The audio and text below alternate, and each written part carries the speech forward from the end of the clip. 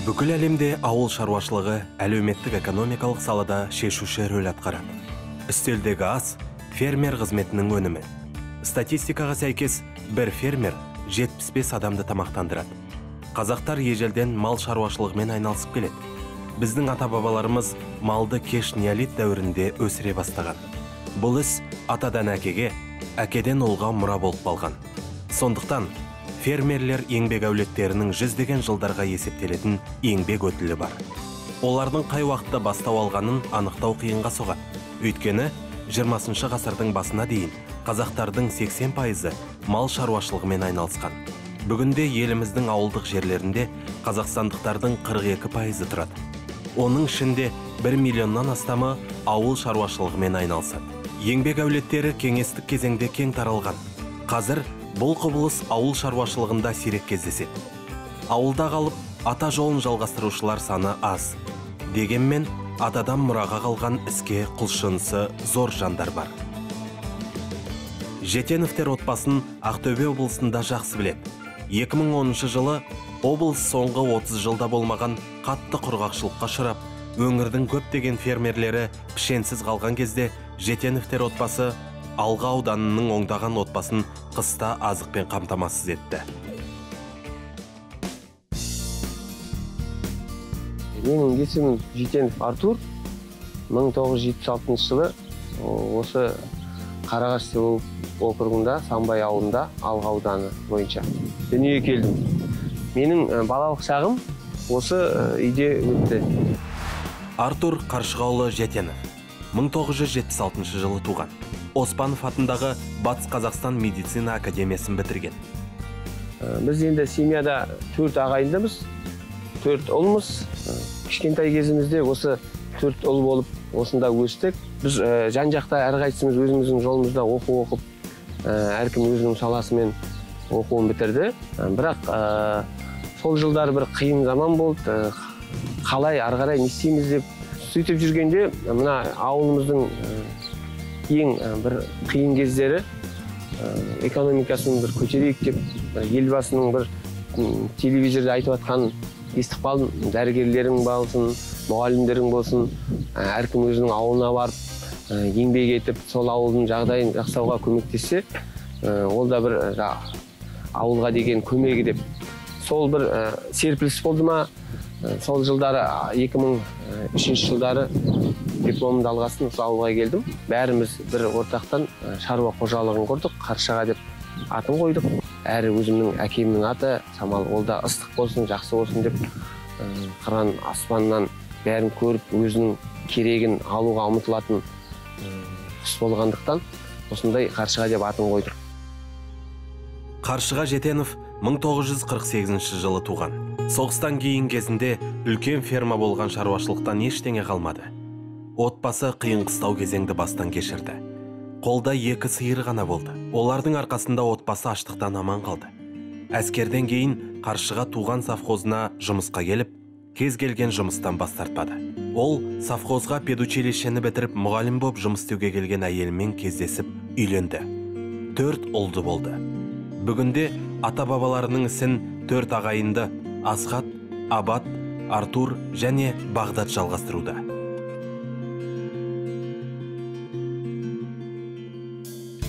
Жетенов Асхат Қаршығаұлы, үлкен ағасы. 1971 жылы туған.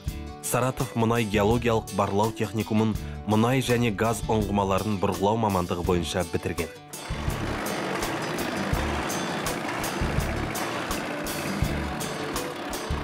Менің атым Асхат, Жетенов Асхат болады. Осы Алға ауданы Самбай ауылының тұрғынымын. Мұнай саласында жұмыс істедім 90 жылдардың.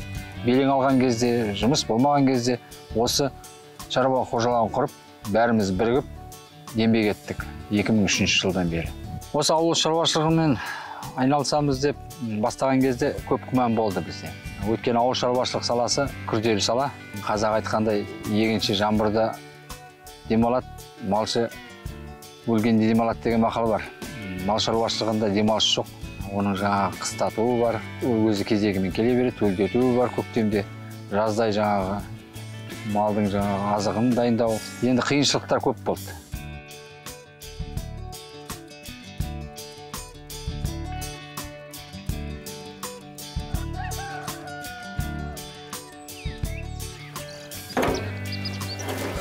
қысқа техника қоюға гаражда дайындап жатырмық. Осындай бос уақытымызда арасында осындайлар істейміз. Негізі мамандығым осындай сварщик мамандығым, каменщик, плотник, үш мамандық бар. Абат Қаршығаұлы Жетенов 1974 жылы туған, Ақтөбе құрылыс техникумын бітірген. Түрлі жұмысты атқарған.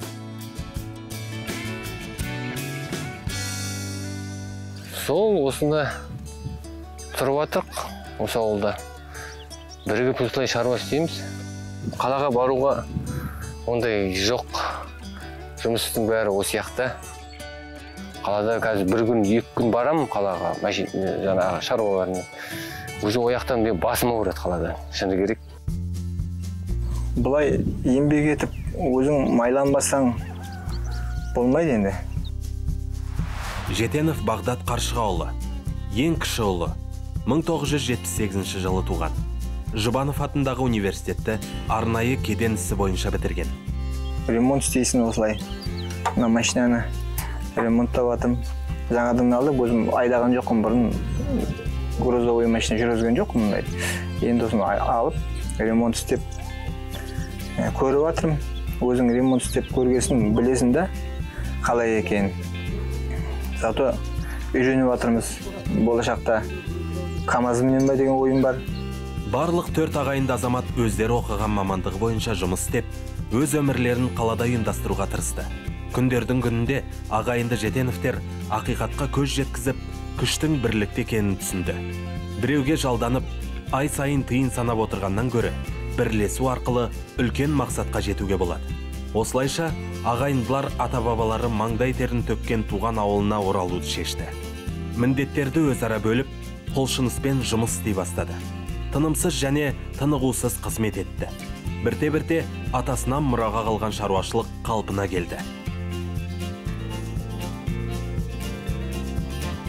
Мынау біздің Қаршыға шаруа қожалығының басталу тарихы. Егінімізді ектік, огородымызды ектік, әртүрлі саланы көрдік. Бірақ бізге ыңғайлысы осы мал шаруашылығы болғандықтан, не болса да ата кәсібіміз біздің мал бағу, әрі өзімізде осы ауылда өткесін, шамалы реттерін білгесін бастап кеттік. Ақтөбе облысы бай өлке. Бұл аймақтағы ауыл шаруашылығы өте жоғары деңгейде дамыған. Бүгінде мұнда 5000-нан астам шаруа қожалығы жұмыс істейді. Фермерлердің негізгі қызметі астық, картоп, көкөніс, бау-бақша шаруашылықтары. Мал шаруашылығының етті сүтті бағыты, ауыл шаруашылығы өнімдерін қайта өңдеу. Өңірдің еті қазақстандықтар арасында облыстың табиғи жайылымдарындағы шөптердің бірегей құрамына байланысты нәзік дәмімен кеңінен танымал. Жаңа бастаған кім бастаса да, не істесе де ол қиындықсыз болмайды. Бірақ қолымызда еш нәрсе жоқ. Ашығын айтқанда, тек айырдан басқа құралымыз жоқ. Сосын азынаулық малымыз, 4-5 малымызды сатып бір көне техника алдық. Содан шөп шабатын шалғылар алып, тіркемелер алдық шөпті.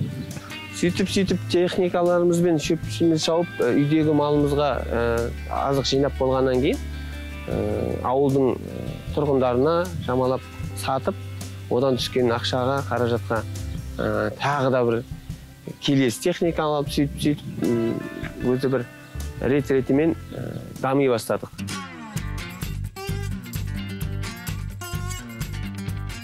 Біз қазір мына Қаршыға шаруа қожалығының мал жайылымында жеріндеміз. Мына осы шаруашылықтың малдары, сиырлары, оның ішінде аналығы да бар, бұзаулары да бар. Мен бастағанда өзім білем, көптеген көзқарасы бөлек көп адамдардың. Ауылда тұрасың, малмен айналысасың, малдың жаңағы қиымен бірге жүресің деп, сол стереотиптерді мен өз басым бір жою мақсатында көптеген қиындықтардан өттім. Қазіргі таңда осы современный технологияның дамыған заманында негізіге фермер болу оңай. Бәрі интернетте бар, соны қарап, соның бизнес пландарын алып, өзіңнің ыңғайыңа салуға болады. Көзі ашық былай айтқанда. Тек бұл жерде ынта керек, жұмысқа деген стремлениясы керек та әр адамның өзінің. Істеймін десе, қай нәрсені де істеп шығуға болады. Фермер деген сөз ол орысша айтсақ мастер на все руки. Малдың да жағдайын білу керек, адамның да жағдайын білу керек.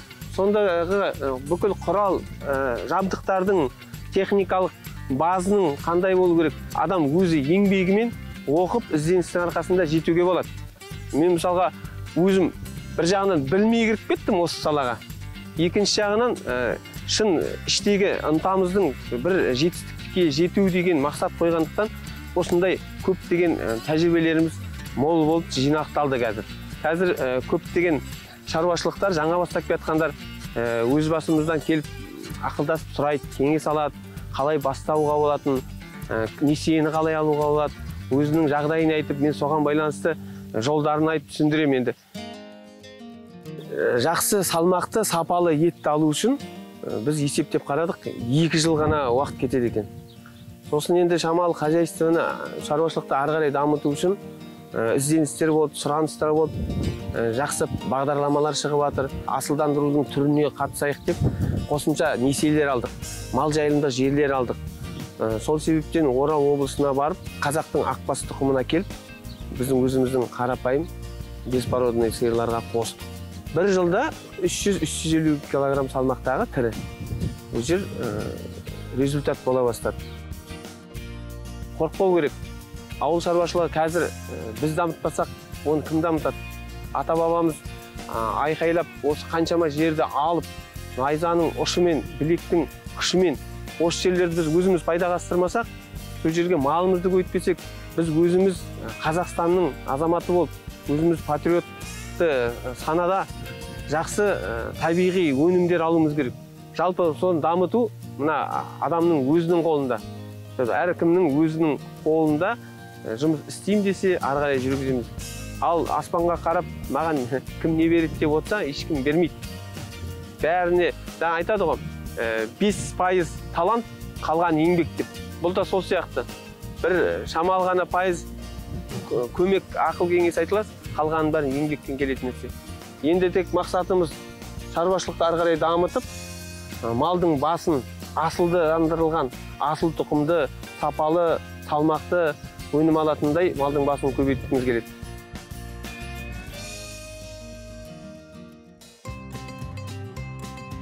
Біздер осы ауылда, Қарағаш ауылында өмір сүріп тұрып келе жатырмыз. Шалдың екеуміздің қосылғанымызға 48 жыл болды. Осы Байтұрсын атындағы мектепте мұғалім болып 35 жылдай жұмыс істедім. Қаршыға менің жолдасым. Ол осы колхоздың түрлі салаларында жұмыс істеді. Мал шаруашылығы жөнінде сиырларымыз бәрін өзіміз өсірдік соның бәрін.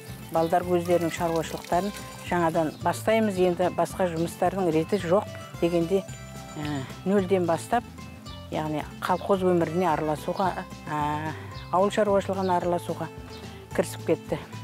Соның арқасында балдар әйтеуір үй тұрғызып берді бізге, мінекей мынадай жақсы қылып. Оның ішінде бәріміз сиятындай келгенде, басымыз қосылғанда жақсылап өсерады, балдар ойнасын деп ауласында кең қылды. Біздерге аздап нетіп шұғылдансын, бос жүрмесін деп мынадай нелер, түрлі помидор, қияр, тағы да жеміс ағаштарын соларды күтуге жасап берді. Соның бәрін істеп жатырмыз енді. Халқымыз үшін, еліміз үшін қызмет істеп әйтеуір. Еңбек саласында балдарымыз солай қызмет істеп жатыр. Біз де қарап отырмаймыз, шал екеуміз әйтеуір осылардың бірдеңесін істеп, жанында жүреміз, қолдау көрсетеміз.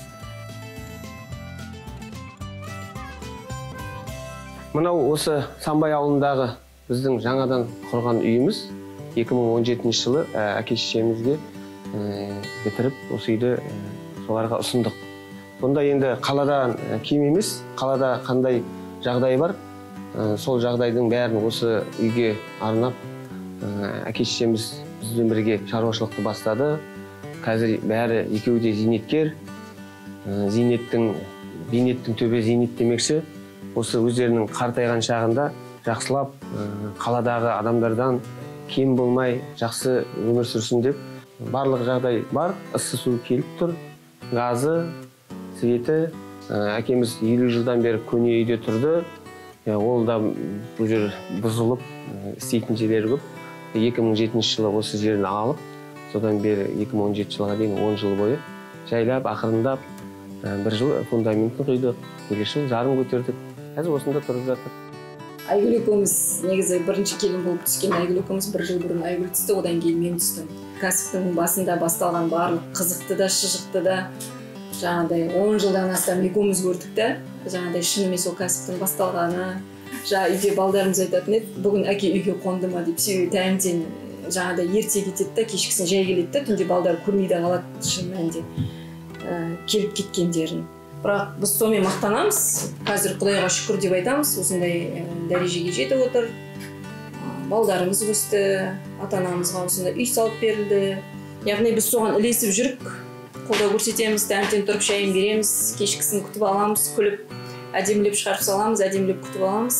Абысымды, келінді барлығымыз осы татулықтың арқасында ешқашан бір-бірімізге қабақ шытқан емеспіз. Азаматтарымыздың жұмыстары өрге өсе берсін деген тілектешіміз.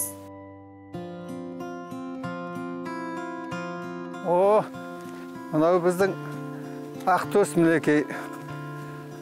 Мынау бір баяғыда айтқан екен үлкендер, атадан мал қалғанша тал қалсын деп, мынау бір 3 жыл болды мінекей, биыл 4-ші жыл тал егіп болсын. Мына немерелерім ертең айтып жүрсін, осы аталарымның еккен талы деп. Немерелерім жүреді қасында, шөбін жылады, жан-жар жәрдем береді, ата не істеймін деп. Айтам осыларға, мінекей, атаның еккен талы, ертең сен де үлкен боласың, өстіп балдарыңа, немерелеріңе талы егіп, огородтарды қарап, огородта суарып жүресің, көлеңкесінде отырасың, балам, солай ғой енді. Айнаны.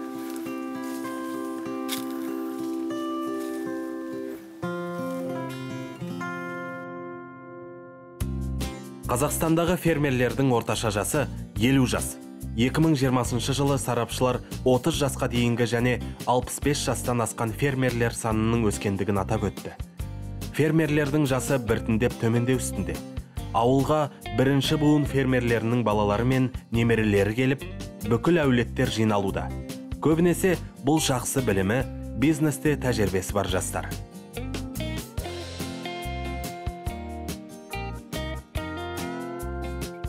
Біздің де өжер жасымыз біразға келді.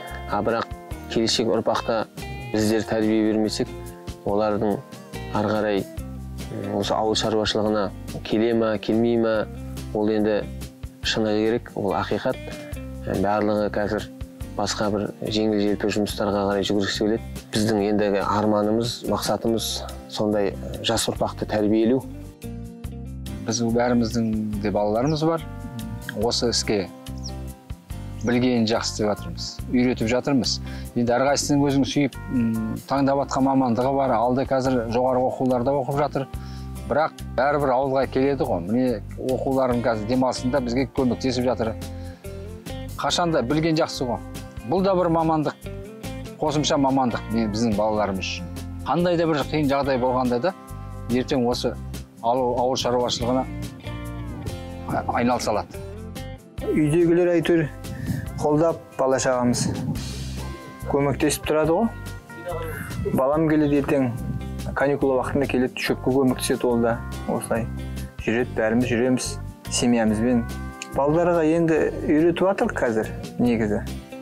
Осындай үлкен қожалық, шаруа қожалығын меңгерсе, біліп, техника жөнінде бәрін біліп үйренсе, меңгеріп кетеді деген ой болса, балалардың өздері де үлкейтеміз осындай қожалықты, болашақта үлкейтіп алғанды қалаймыз негізі. Жас өспей ме, көкейін теспей ме деген сияқты. Бізден қартайып жатыр қой, жас келді. 4 балам бар. Соларды да жайлап арасында үйретіп қойып жатырмық шаруашылығы. Қайсысы ыңғайлы, бәрі жаппай, бәрі сол шаруашылықта жүріп деп айта алмаймын келешекте. Арасынан сол 1-2 күн шығарып, трактор айдатып үйретіп, қасында отырып, мынау бұлай болады. Жылқыға мінгізіп. Ана Абат деген ағамның баласы бар, Бегарс деген. Мен осы өскесін оқуға бармай қойын, осы ауылда жылқы шаруашылығын дамытқым келеді. Жоспарым бар деп қояды. Оның өзі қазір 6 оқиын деп жатыр.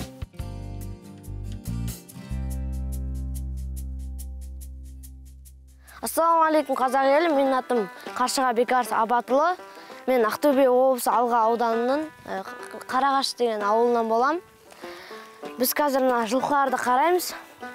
Бұйырда кеттік. Жаңағы сауынды биелерді айдайық, ұстайық. Міне айғыр, биелер. Менің қазіргі алдағы мақсатым осы жылқыларды көбейтіп, асыл тұқымды етті бағыттағы мұғалдар жылқыларын асырап көбейткім келеді. Қазіргі таңда мен 2 бас жылқым бар. Қазақтың кең байтақ жерінде неге осы жылқыларды не істемейміз, жаймаймыз, асырамаймыз қазақтың кең байтақ жерінде. Ата-бабамыздан келе жатқан жаңағы асыл тұқымды жаңағы құмай тазыларын асырап, атпен саятшылыққа шығып, сөйтіп істегім келеді. Осы вирусқа қатысты ата мен әжеміз ауырмасын деп, биелерді сауып, жылқының сау малын ішкізіп сөйтіп жүр. Құдайға шүкір, атамыз бен әжеміз сау, ауырмайды. Біз де сау мал ауырмай жүр. Ауырсақта жазып кетеміз деген ойдамыз. Қазақ елі ауырмасын. Әр жағында жатқан біздің ата-бабаларымыздың еңбегінің, найзаның ұшымен, білектің күшімен алған жерлерін дұрыс пайдаланып, осыған малға толтырсақ, еліміз де бай болады, халқымыз да жақсы өмір сүреді деп ойлаймын. Сондықтан да келешек ұрпағымыз тек осы жерді дұрыс пайдаланса екен. Біздің еліміздің тарихы ауыл шаруашылығы тарихымен тығыз байланысты. Қазақстанның едәуір бөлігінің табиғи климаттық жағдайы көшпелі мал шаруашылығын дамыту үшін барынша қолайлы. Көшпелі мал шаруашылығы ұлы даланың энергетикалық және биологиялық ресурстарын пайдаланудың ең тиімді тәсілі болды. Малшылар қоршаған ортаға жақсы бейімделіп, көшудің, қоныстандыру жүйесінің оңтайлы нұсқаларын жасап, малдарын жаулардың шабуылынан, суық пен ыстықтан, су мен азықтың жетіспеушілігінен қорғады. Көшпелі мал шаруашылығы кезінде мал жыл бойы жайылымда жайылып, малшылар киіз үйлерінде тұрды. Бірақ 20-шы жылдардың соңы мен 30-шы жылдардың басында кеңес үкіметі ұжымдастыруды күшейтіп, қазақтардың отырықшылыққа көшуі орын алды. Осының нәтижесінде ашаршылық салдарынан халық саны мен мал басы айтарлықтай азайды. Бүгінгі күнге дейін ұжымдастырудың жаңғырығы естіліп тұр. Бірақ жылдан жылға Қазақстанның ауыл шаруашылығы аяққа тұрып келеді. Мұнда басты рөлді фермерлердің өздері, Жетеновтар әулеті сияқты адамдар атқарады. Мақала бар ғой, өткен іске өкінбе дейді, біріншіден. Жаңа мұнайшы болып, сол ісімді мамандығым бойынша жалғастырмағаныма. Өйткені мен өзім отбасымның қасындамын күнде. Ең бастысы. Әр саланың маманы болғасын, ауыл шаруашылығынан көп хабарымыз жоқ, бірақ қанымыз қазақ болғасын ба, осыған қарай тартып тұр. Білмегенімізді үйреніп, қазіргі технологияның дамыған заманында интернетті желілерін пайдаланып, сол жерлерден азынаулық кеңестер алып, соның салдарынан көп нәрсені үйрендік. Жұмысын жақсы көреміз, әрине. Мал шаруашылығы ауылда өзіңнің сүтің, қаймағың, етің 2 бастан, жылқың, қымыз ішіп отырамыз, әйтеуір. Шүкір. Қиын жағдайларда барлық жердің жұмысы тұрып қалған кезде елге азық-түлік керек. Бірінші кезекте денсаулық, одан кейін азық-түлігін. Киімсіз де жүруге болады. Киім алмай, үй алмай, жаңағы құрылыс болсын, жаңағы солардың тоқтап тұрғанмен ауыл шаруашылығы тоқтамайды. Бұл бұрыннан келе жатыр. Атам қазақ осы малды баққан. Сол малдың арқасында қазақ болды. Біз еңбектің адамымыз. Еңбек етіп біздер жаңағы ләззат аламыз. Мысалы, жұмыс жоқ дейді ғой. Жұмыс мына ауылда жұмыс көп істеймін деген адамға кәсіп көп ауылдық жерде. Таңертең ерте тұрасың ауыл шаруашылығында, ауылда. Бірақ шаршап үйге келгеніңде жаңағы өзіңнің істеген ісіңе артыңа қарап нәтижесін көргесін, оң нәтижесін, шаршағаның ұмытылады. Мынандай қиындығын білгенде, может, бұл шаруамен айналыспас па деп ойлап қоясың. Бірақ шешінген судан танылмайды. Мына жолды дұрыс таңдадық деп ойлаймыз. Себебі әр қайсымыздың семьямыз осы шаруашылықтың арқасында аяғынан тұрып, үйлі болып, үйленіп, семьямыз бақытты өмір кешсе, осыдан артық не керек?